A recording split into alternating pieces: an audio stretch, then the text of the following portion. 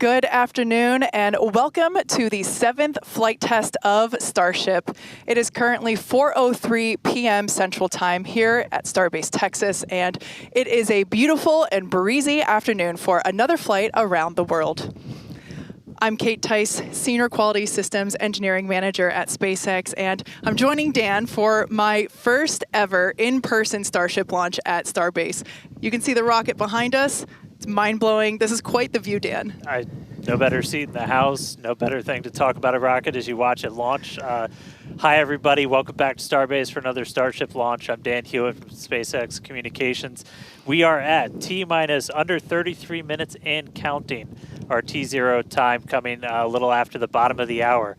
Now, Starship program has brought us nonstop excitement back in 2024. This year shaping up to be even bigger. Absolutely. We're looking at even more launches of Starship this year with tons of exciting firsts starting today. Flight 7 has a lot in store, from Starship's next generation upper stage design on its first flight today to deploying the first simulated Starlink satellites and the second booster catch attempt.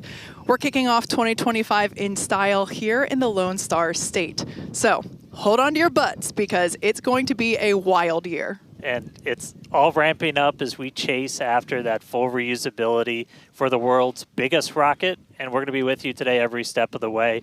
Also joining us, though, amid a very excited crowd growing over there in Hawthorne, is Jesse Anderson. Jesse, how's everything going in LA?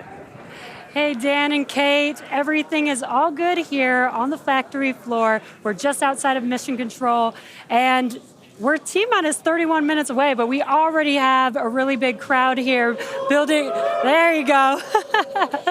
Starting to build up here. Every flight of Starship has made huge progress, and today is another exciting one. We're joined by Starship, Raptor, and Starlink teams here with me today, and everyone is getting super excited for this flight test. So with that in mind, I expect it to get very loud in here soon. But for now, I'm going to hand it back over to you guys at Starbase for a quick look back at the flights that brought us here today.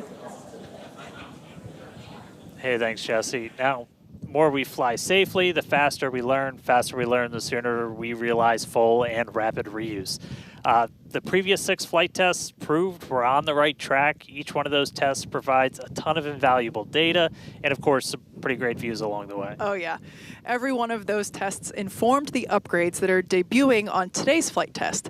And you know, we've all been watching this, following through the incredible testing campaign for every flight. And man, I can't wait for today as well as everything else we've got planned this year. Just a recap of what happened just before this flight test. Our most recent one was back in November 19th.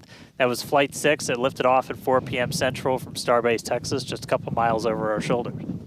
It was a gorgeous sunset ascent. Let's take a look. Attention all flight crew members, flight is go for launch.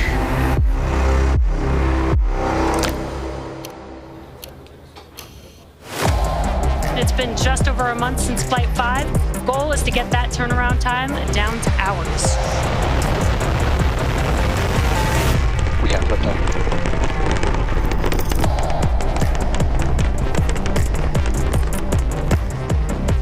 Stage separation.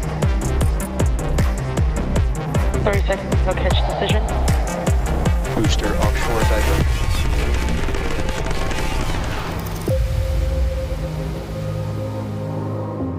Tune in and watch the ship fly around planet Earth.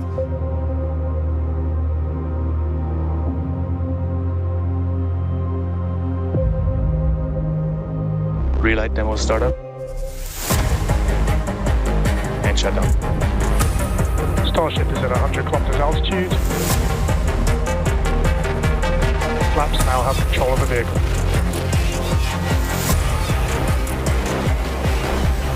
Starship has started the subsonic belly flop.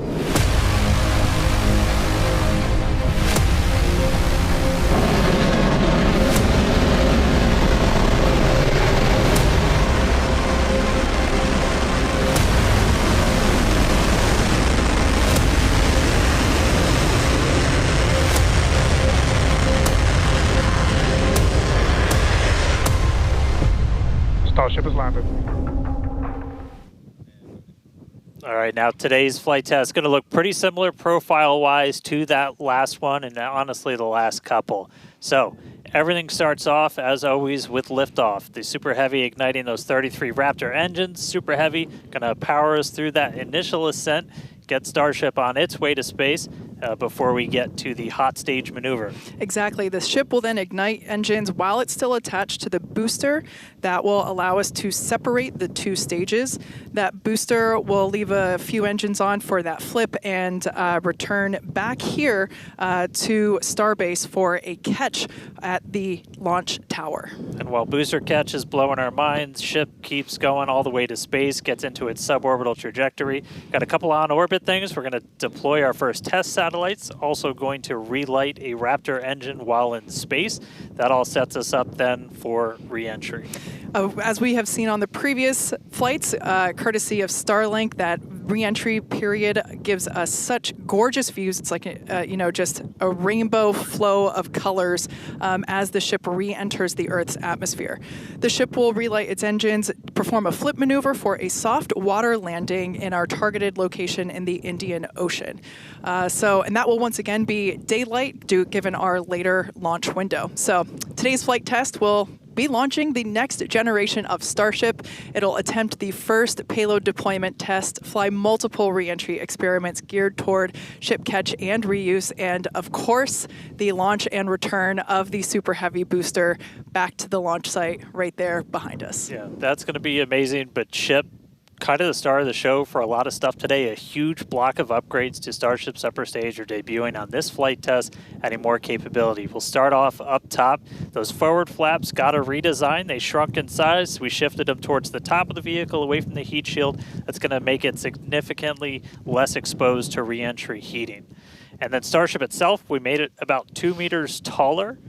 So we stretched it up to about 52 meters. That allowed us to add 25% more propellant volume, along with a bunch of propulsion upgrades like vacuum jacketing of those feed lines to the engines, an entirely new feed line system for the Raptor vacuum engines, an improved avionics module for propulsion, all that adding performance and the ability to fly longer missions.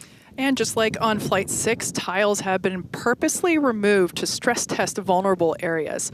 This time we're doing it across the entire vehicle, including in critical areas, as we use this flight to push the boundaries of Starship's capabilities.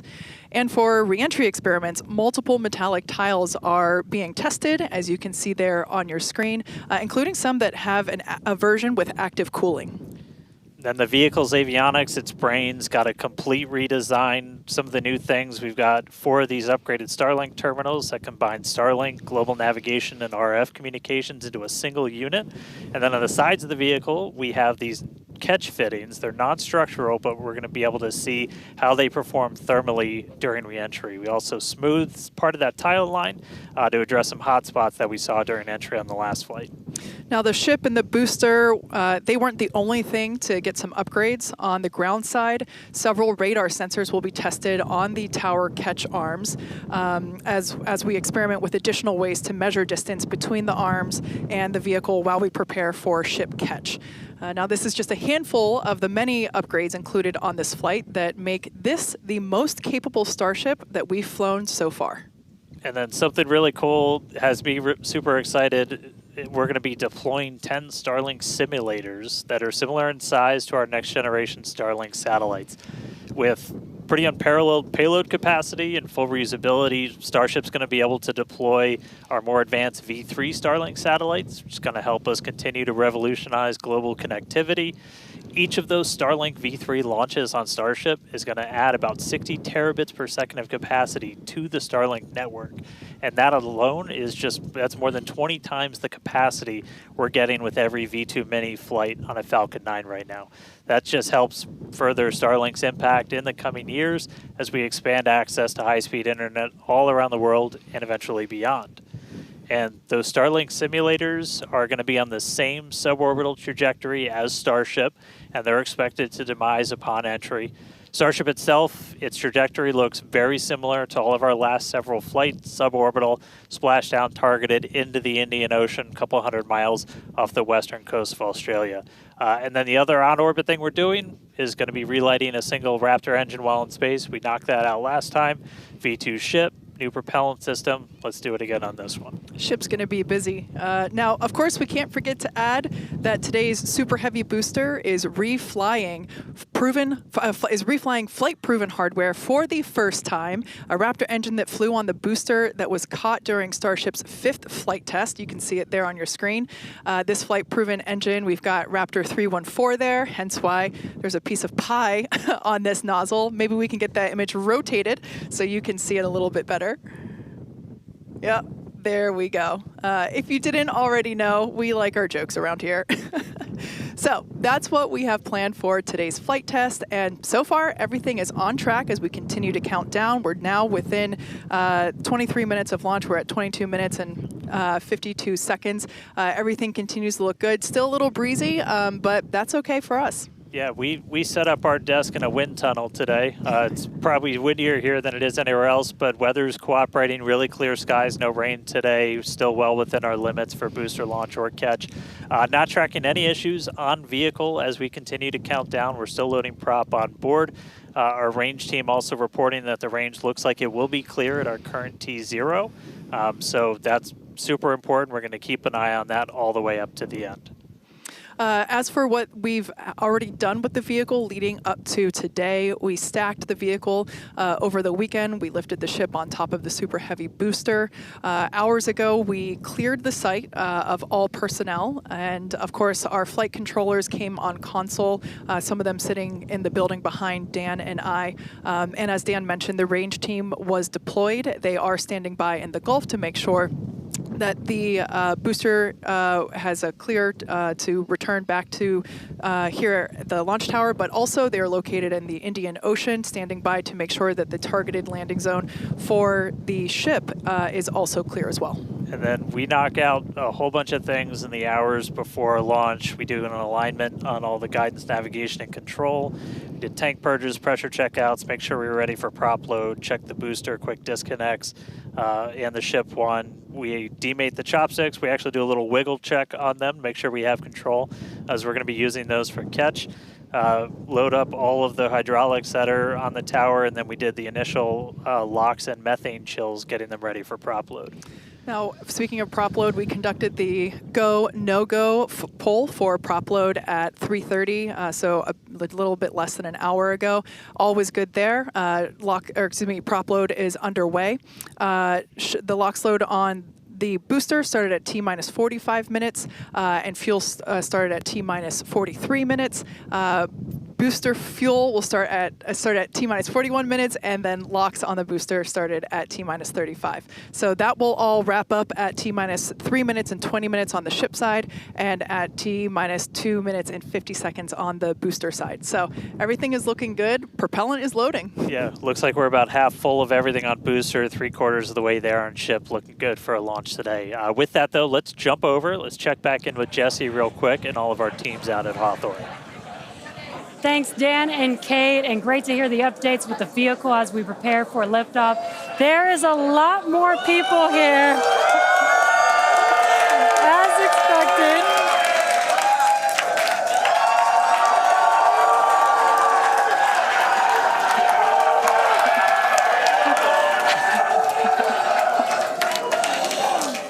Love it. All the Raptor engines are built here, so there's a lot of that team here in the crowd, so they have a strong connection to the Starship flight today. Every flight test gets us closer to a fully operational Starship, which gets us closer to our ultimate goal to make humanity a multi-planetary species. To establish cities on Mars, we're going to need high-cadence, low-cost flights for cargo and crew. As the only fully reusable rocket with this kind of capability, Starship is the only vehicle in development that will be able to unlock our multi-planet future. Starship uses a first-of-its-kind on-orbit propellant transfer to refuel in orbit in preparation for these long trips. With milestones like ship catch and in-orbit prop transfer coming up, 2025 promises to be huge for Starship and our journey to Mars, with our first trip currently planned for the end of 2026. Between the reusability, low cost, and heavy lift capabilities, this all comes together to help us deliver up to 100 people at a time to destinations both near and far, and to deliver payloads farther and at a lower cost than any other vehicle. We'll be able to launch more massive payloads than anything else flying or in development today, capable of sending things like giant space telescopes or the next generations of space stations into orbit on a single launch. So while today's flight is just a test, the future is much closer than we realize. But one flight test at a time, so let's head back to Dan and Kate for a closer look at Starship. Thanks, Jesse. Starship features two major parts: the ship, which has 6 Raptor engines, and the Super Heavy booster, which has 33 Raptor engines. The Raptor engine is a reusable methane-oxygen staged combustion engine that powers the Starship system and has twice the thrust of the Falcon 9 Merlin engine. Now, just like we saw flights 1 through 6, the current iteration of Starship is an experimental vehicle flying for development. As we mentioned earlier, today's flight is debuting a ton of upgrades that we've had in the works in order to increase Starship's reliability and performance. Several of these upgrades will also unlock our ability to fly longer missions, something that we'll want to do as we start doing orbital flights around Earth. And then to get an even better sense of just how big Starship is, we can start here. Let's take a person about 2 meters tall. Towering over that, you got your Millennium Falcon clocking in at 35. Just above that, we've got a Falcon 9 rocket, payload fairing attached. Double that height, you're up at 70 meters. And then topping it all off, nearly twice the size, it's a fully stacked Starship up to 123. Got 2 meters taller. Altogether, the ship, 52 meters, Super Heavy boosters, 71. And what's super fun is we're going to make ship and booster even taller in the future. Which is crazy, because turning around and looking at it and thinking that it's going to be bigger, that's mind-blowing. Make the ship as tall as the booster. Now, moving up the rocket, the ship features 6 Raptor engines. 3 optimized for sea level performance and 3 optimized for vacuum performance. Raptor Vacuum, or RVAC, is a similar design to the Raptor engine, but features a larger exhaust section and a larger expansion nozzle to maximize the engine's efficiency in space. Our upgraded ship that we're debuting today carries about 300 more tons of propellant than the last flight's ship, bumping it up from 1,200 metric tons to about 1,500 metric tons. It's a lot. The ship is designed for vertical takeoff and landing on any hard surface. Now, the ship is also outfitted with newly redesigned forward flaps that are used to aerodynamically control the vehicle's attitude during atmospheric flight and enable a precision landing. The new flaps are lighter and positioned more leeward or away from the heat shield. Now, to reach full reusability, the ship has to be able to survive re-entry not just one time, but multiple times. The ship's heat shield is essentially what does the job for that. We've been iterating on that every single flight, building towards that heat shield that requires no refurbishment between flights. Now, the heat shield is composed of thousands of hexagonal ceramic tiles. They're designed to insulate the vehicle during that atmospheric entry where temperatures ramp up to as high as about 2,600 degrees Fahrenheit. A rapidly reusable heat shield has never been flown in history, so continuously improving this, flying new experiments, those are all key focuses of all of our flight tests right now.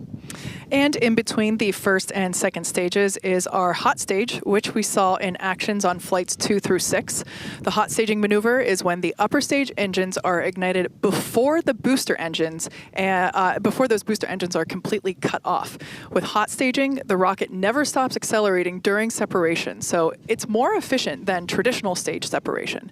One of the hallmarks of Starship flights are the incredible views that we get throughout flight, of course, courtesy of Starlink. Every day, we're working to expand the Starlink network both on Earth and in space. Here's Jesse with more. Fans of Starship may know that Starlink enables us to bring you lots of unprecedented views, both from space and here on Earth. In addition to the dozens of cameras on Starship itself, we also have mobile Starlink camera kits deployed in the Indian Ocean, connected to our aerial assets and all around Starbase, which all come together to help tell the incredible story of Starship, both on and off planet. Thanks to Starlink, Starship is capable of streaming more than 120 megabits of real-time, high-definition video and telemetry in every phase of flight, providing invaluable engineering data to help engineers rapidly iterate across all systems. And all of that streaming data will be put to good use with the more than 30 cameras on the vehicle for today's flight test. Starlink is the world's largest satellite constellation, operating in low Earth orbit to deliver high-speed, low-latency broadband internet, providing access to people around the world, many who have never had connectivity before. Starlink now serves more than 119 countries, territories, and other markets. And here at SpaceX, we've been developing Starlink's communication capabilities not just for humans on Earth, but for astronauts in space. Our recent Polaris Dawn mission, we deployed a high-speed internet connection in Dragon for the very first time. Here's a quick look at how that went.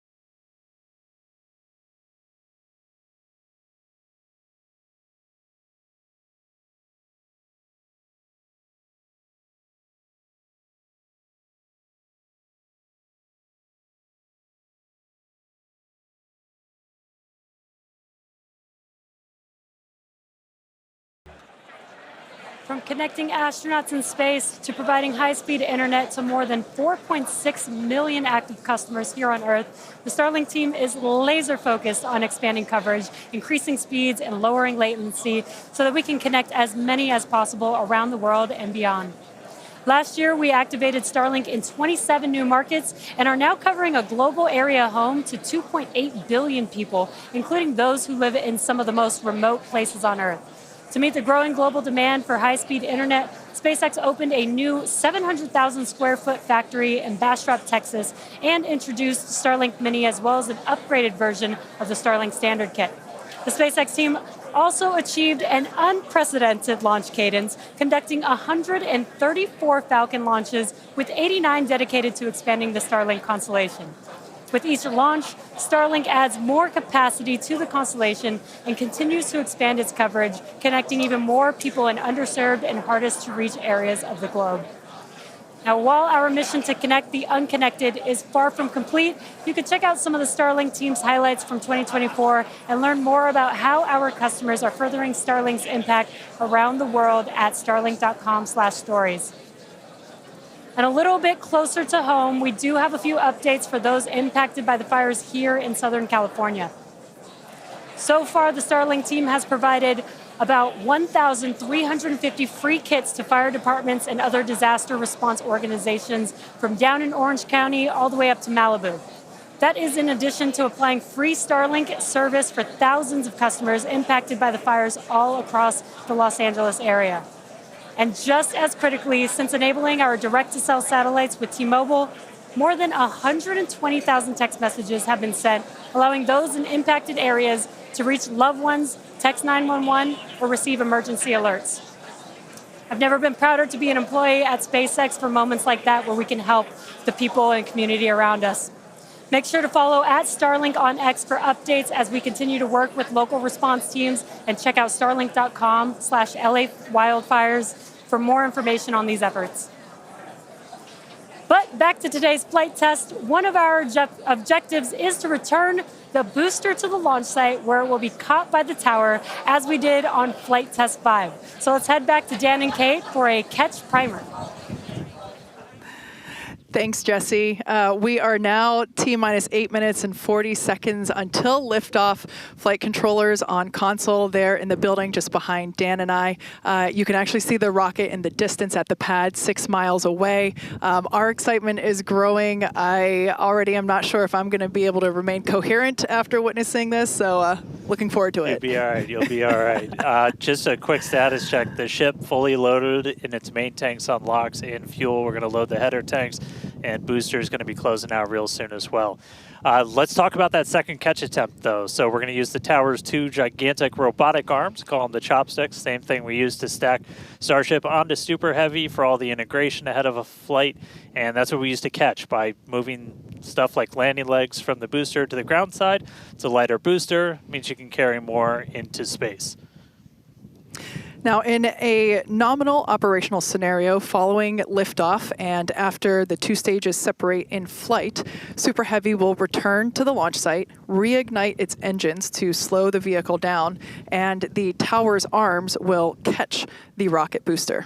And just to get to this point, just like before, thousands of distinct vehicle pad criteria have to be met prior to that return and catch. We need healthy systems on the booster, healthy systems on the tower, and a manual command from our mission flight director for the day. If we don't send that command before the boost back burn ends, or if any of those automated checks kick us out, that's what happened on Flight 6, the Super Heavy booster will divert to an offshore trajectory, and it'll go out and do a landing burn and a soft splashdown in the Gulf of Mexico. Now, we have said it before, but it remains true today. We accept no compromises when it comes to ensuring the safety of the public and our team, and that return will only take place if the conditions are right. And one of the unique aspects of Starship flights is the return and the catch of that Super Heavy booster and the audible sonic boom that it comes with it in the area around the return location. General impact to anyone in the area is just a brief thunder-like noise, but it definitely lets you know it's coming. Oh, yeah. It's something our neighbors in Cape Canaveral, Florida and Vandenberg, California have become accustomed to over the years, and now we're bringing the boom to Boca. So here's a peek of what to expect.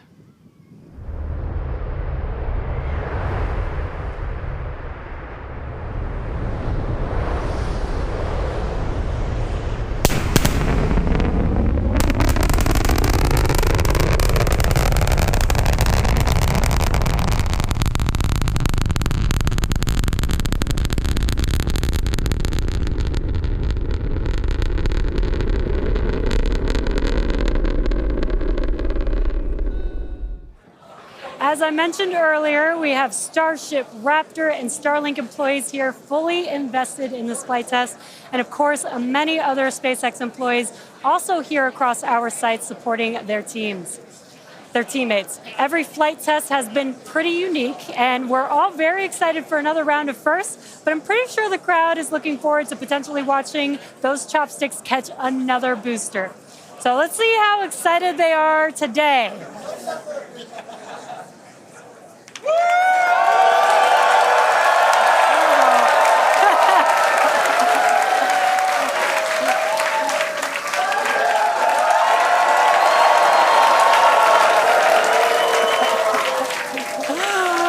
Just under 5 minutes to go. We are all very excited here.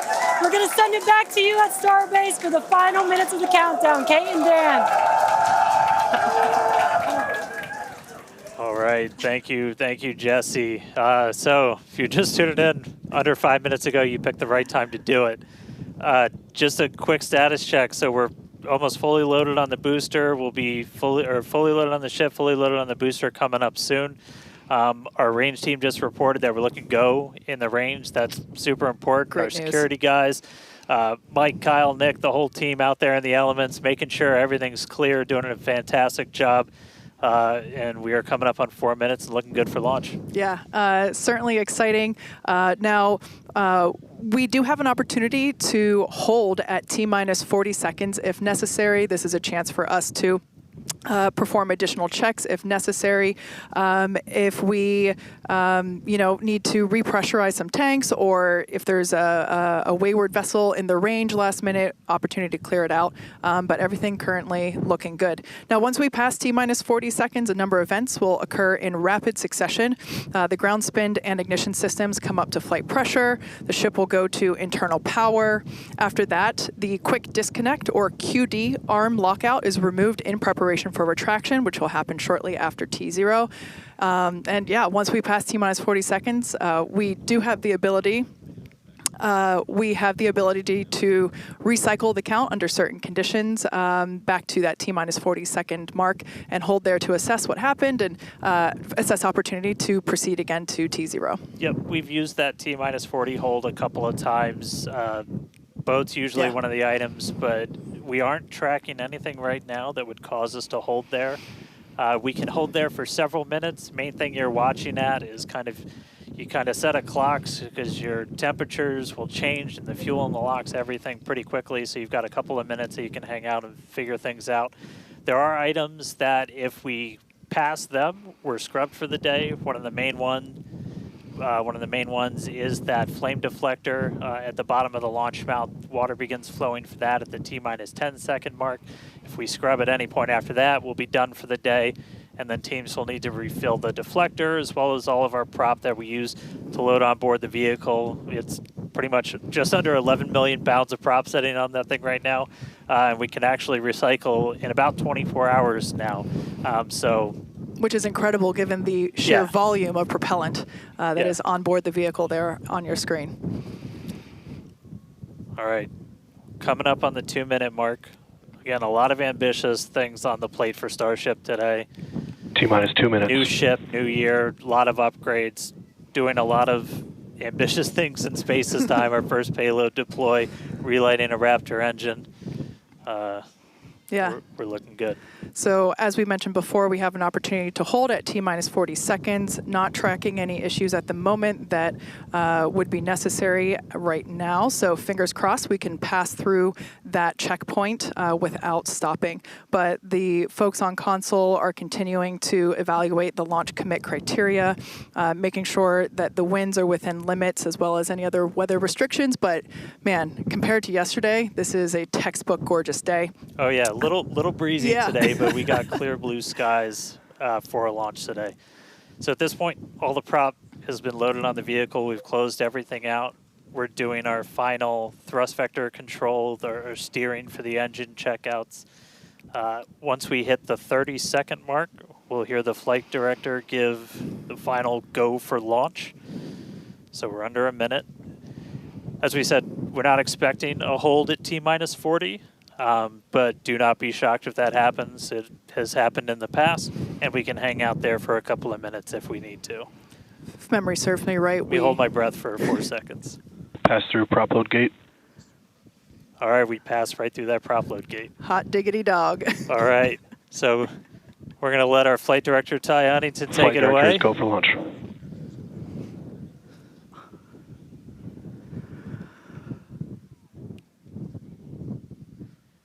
And 20 seconds.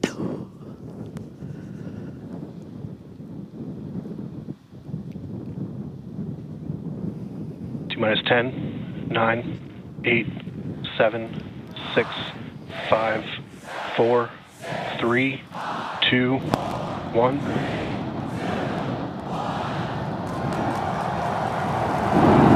We have liftoff.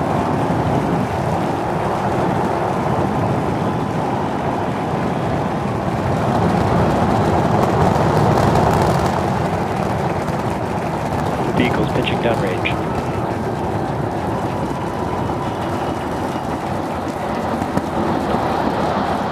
Booster chamber pressure is nominal.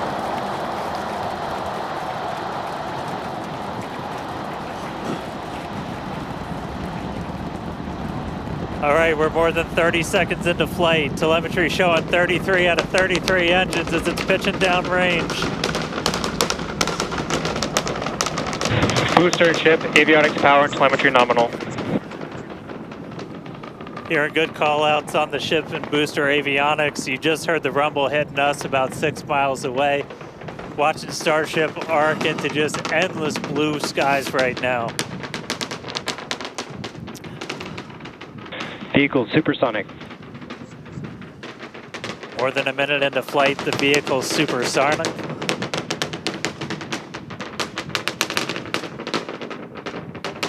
Max Q.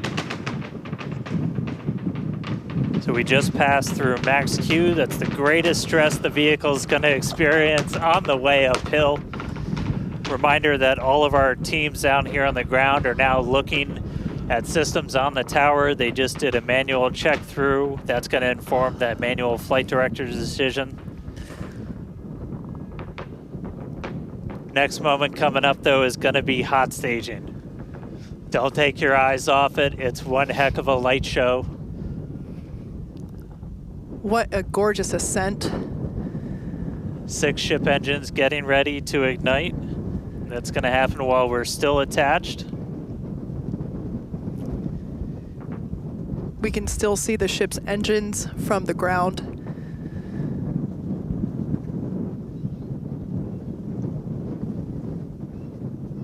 Got a little under 30 seconds away from that. We are hearing good call outs on the tower preparedness from the manual checks. Reminder though, we've still got automated checkouts on the booster and the ship itself.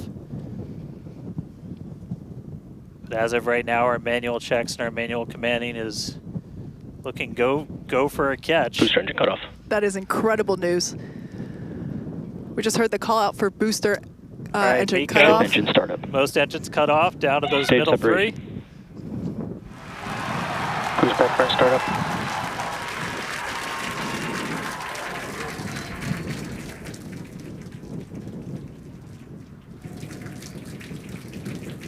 All right, hot stage Ship raptor, chamber confirmed. pressure We've is got a nominal. booster hopefully on its way back to us, and a ship now making its ascent burn into space.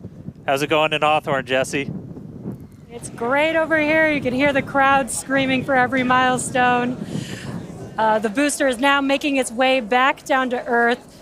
Looks like we have 12 of those 13 engines ignited. We're using the engines that actually gimbal. We are go for booster return. An excellent call out there. We are go for booster Ship return. avionics, power and telemetry nominal. There's a lot of criteria that needed to line up to ensure that we could have a Cruise back safe burn shutdown. booster catch, and it sounds like we got the go for that. And there you can see on your screen, we had we just jettisoned the hot stage, and there's a great, excellent view there of the hot stage floating away from the super heavy booster. Now we've shut down the engines for that boost back burn. That confirms boost back burn is now complete. That was the first of 2 burns required for the vehicle to make its way back down to Earth. And next coming up will be the landing burn. That's going to be 13 of those center engines igniting again. And that will then go down from 13 down to 3 engines just right before we touch down for that booster catch. Now, reminder, our stage 1 objectives are to have a controlled ascent, stage separation, as well as a controlled boost back burn and hot stage as well. So we're looking good for that so far. Some great views there from the ship of Earth. That looks incredible.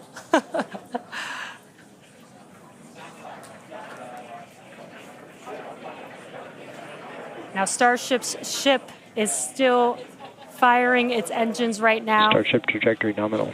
And great call outs. Starship trajectory is nominal.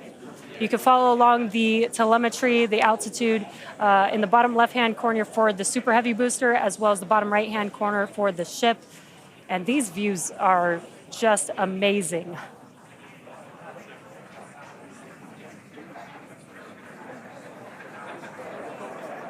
Again, the booster is currently making its way back to the tower today. So we're looking forward to a booster catch with the chopsticks. And in the meantime, you can see those grid fins there, helping to control the vehicle and guide it back to its landing site. Booster FTS is saved. Now with that, we're going to hand it back. How's it going over there, Dan and Kate? How are you doing, Kate? Seeing that in person? Dan had to take that entire segment because I couldn't talk. That was incredible. There it is. We can see the booster coming back in now through the plume. At least it looks that way to us. It's incredible that it basically returns. It looks like a speeding, just like Ship this rupture chamber pressure silver nominal. flare coming back to the. Once again, we are standing by for attempting to catch the booster at the tower. This would be the second tower catch. Booster landing Landing burn. burn. Seeing 13 engines. Booster now hovering as it aligns with the tower for catch. Booster coming in. Get Down ready to- for that boom, Kate. Down to 3 engines. Booster landing burn shutdown. Megazilla has caught the booster.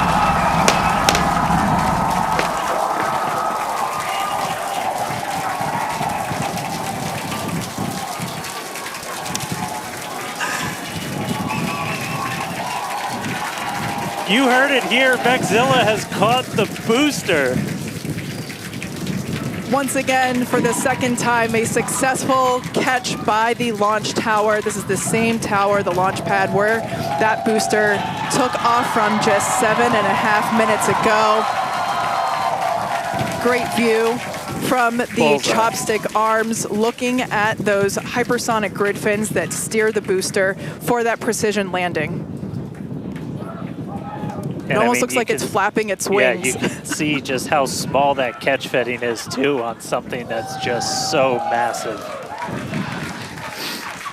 That was absolutely insane. Meanwhile, We're not done, but We're wait, not there's done more. yet. Wow, that is just absolutely stunning.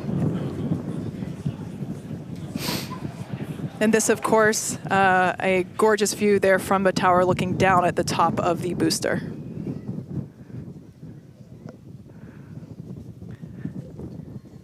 all right, and we are tracking. Now we're standing by for views from the ship, but who can take their eyes off of that incredible sight? That is once again the second catch of a booster back at the launch tower. It was incredible to see it come back down, just this silver flare in the sky. And we can still see the launch plume behind us, and wow, that we definitely I can't speak for you, Dan, but that was very moving for me. Yeah, and right now you can see some of the telemetry on those ship engines has gone out, and we're waiting for an update on what our ship status is. We were approaching that ship engine cutoff time, so just waiting to hear. So obviously we've got booster back, booster on the launch tower in the chopstick arms, but we are waiting to get an update now on the ship. As we were expecting ship engine cutoff about 40 seconds ago. We saw some of those engines start to go out prior to that point. And so right now we are just standing by to try and get the latest word on where we are with ships. So stick with us for just a couple of minutes as we wait to hear some updates. Now, if you just recently joined us, you might want to hit rewind and go back about 9-10 minutes ago to when Starship lifted off from the launch tower that you see there. We had a gorgeous ascent followed by a stage separation where the ship separated from the super heavy booster. The booster performed a flip maneuver and returned back to the Gulf Coast here. There you can see it on your screen. Obviously a successful catch back at the launch tower, which is something that we were all hoping to see and really couldn't ask for a more beautiful background with those blue skies and blue water there. As Dan said, we are standing by for an update on the ship that had ignited its engines and started making its way up to space. So standing by for more info on that. But wow, what an experience to see that take off and for that booster to come back. You can see it there up close on your screen to the place that it launched from. Once again, there were thousands of catch commit criteria, which is basically just all the things that we have to assess and evaluate and basically make sure that they are make sure that everything is clear and acceptable conditions, both on the vehicle side as well as the tower side, in order to enable that catch. So obviously from the last two flights that we have done, where the Flight 6 we attempted but had to divert into the ocean, and then on Flight 5 we did have the first ever successful catch of the booster. We used the learnings of those two flights to hone in that catch commit criteria, and we saw success today, which is pretty awesome. Yeah. And just a quick status check. So we currently do not have comms with the ship. So trying to figure out exactly when that happened and exactly what happened. So obviously the flight controllers right now going through their data, looking to make sure it's not anything instrumentation on the ship, but actually try and get us a status. So again, we're gonna keep listening in on this. We'll give you an update as soon as we have a little bit more. So for now, stage 1 back in the tower, waiting to find out a little bit more about stage 2.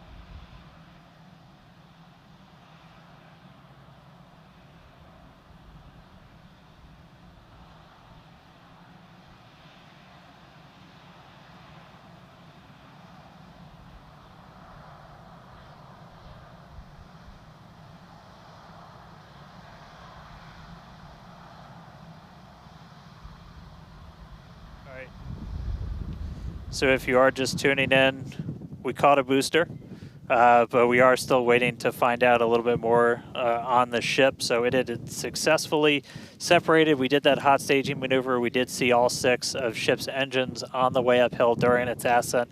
But as we were getting to the end of that ascent burn, we saw engines dropping out on telemetry, and we have since lost contact with the ship. So again, we're still listening in on the loops, trying to figure out how much we can get right now.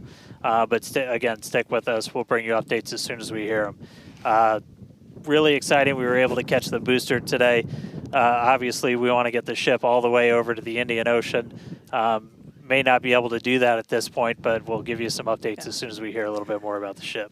For those that didn't catch earlier, this was a new version of the ship. This was its debut flight. So a lot of learnings here for sure as we continue to tune in and listen in with the teams and try to gather more information to understand where we stand with the ship. But as Dan mentioned before, teams are trying to make sure that it's not an instrumentation error. We want to find out if it's, did we just lose communication or did something else happen with the ship? So teams are actively working, trying to figure out what we can find out, and we're continuing to listen in and find out more information to share as we can. But as we said before, and you can see it there on your screen, what a beautiful, beautiful sight to see another booster back at the launch tower.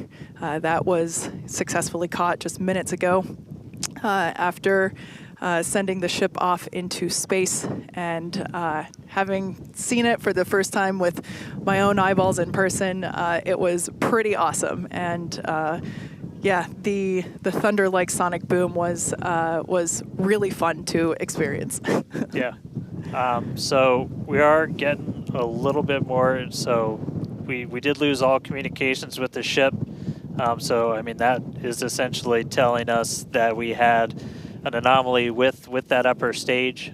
So we were just coming up to the end of that ascent burn for the ship. when we stopped or when we started to lose a couple of the engines, we saw those dropping out, and then we did lose telemetry from the ship, so that means we didn't have contact with it. So at this point, we are assuming that the ship has been lost.